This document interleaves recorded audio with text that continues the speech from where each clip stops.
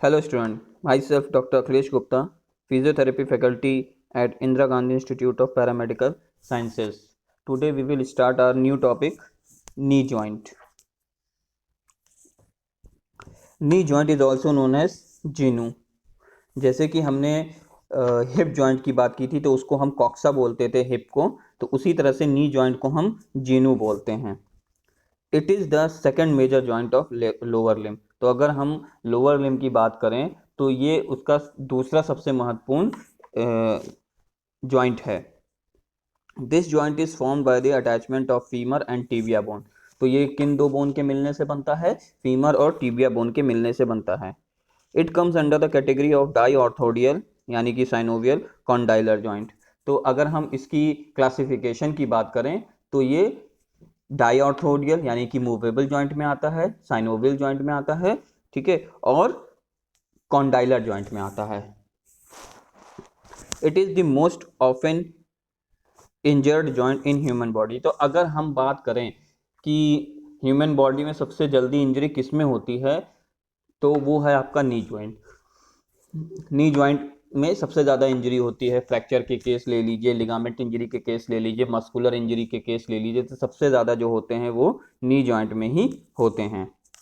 तो अब हम बात करेंगे ये इस डायग्राम की कि इस डायग्राम में ये दिखाया गया है कि इसको साइनोवियल कैटेगरी में क्यों रखते हैं या इसको साइनोवियल जॉइंट क्यों कहते हैं।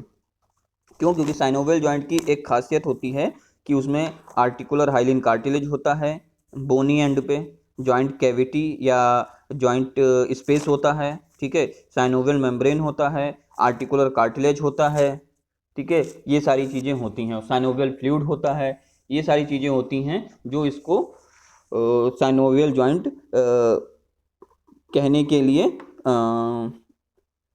एक रीज़न होता है कि ये साइनोवियल जॉइंट है। साइनोवियल जॉइंट की कैटेगरी में रखने के लिए एक रीज़न होता है। नेक्स्ट हम बात करेंगे बोन इन्वॉल्व की। तो इसमें आपकी फीमर और टिबिया बोन इन्वॉल्व होती हैं। फीमर बोन का निचला हिस्सा और टिबिया बोन का ऊपरी हिस्सा। नेक्स्ट हम बात करेंगे आर्टिकुलेशन की।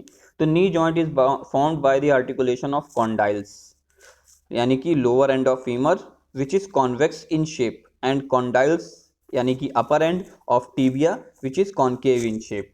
तो कहने का मतलब ये है कि ये जो जॉइंट है ये कॉन्केव और कॉन्वेक्स के आधार पर जुड़ा होता है। एक जिसमें से एक बोन जो होगी वो कॉन्वेक्स होगी यानी कि उभरी हुई होगी, और एक बोन आपकी कॉन्केव होगी जो कि गहरी होगी, ठीक है, अंदर की तरफ धसी होगी। तो इसमें जो फीमर का लोअर एंड होता है, मीडियल या लेटरल, मीडियल और लेटरल एपी कॉन्डाइल, वो क्या होता है? कॉन्वेक्स होता है, उभरा हुआ। जैसे कि आप इस डायग्राम में देख सकते हैं, ऊपर वाली जो बोन है ये आपका एंटीरियर और पोस्टीरियर दोनों दिखाया गया है। एंटीरियर से कैसी लगती हैं और पोस्टीरियर से कैसी लगती हैं।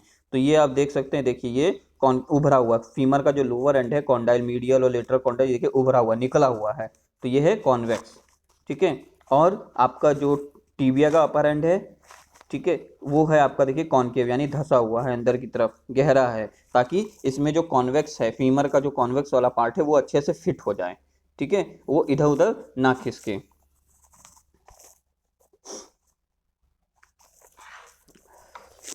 ठीक, ओके, थैंक यू क्लास, आज के लिए इतना ही।